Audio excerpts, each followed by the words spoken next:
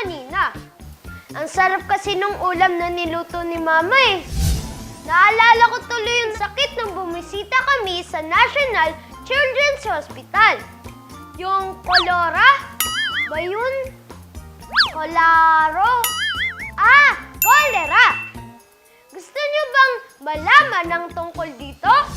Tara, samahan niyo ulit kami.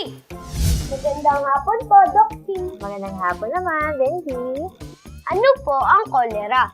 Ang kolera ay isang infeksyon sa ating bituka kung saan ang pasyente ay nagtatae. Saan po nagmumula ang mga ganitong klase ng sakit? Nakukuha ito ng mga bata o ng mga tao sa pagkaing madumi o nakontaminado ng dumi ng pasyente may kolera din. Ano po ang karaniwang nararamdaman ng mga taong may ganitong klaseng sakit? Karamihan sa kanila, bukod sa nagtatae, yung tae nila napakarami na parang pinaghugasan ng bigas. Tapos naglalagnat sila at dahil sa sobrang dami nilang dinudumi, nadidehydrate sila. Paano po ito nalulunasan? Unang-una dapat pupunta ka sa doktor kasi sa sobrang lala ng pagtatae nila dahil nadidehydrate, so kailangan sisiruhan sila. Tapos may antibiotiko na binibigay. Paano naman po may iwasan ang ganitong klase ng sakit?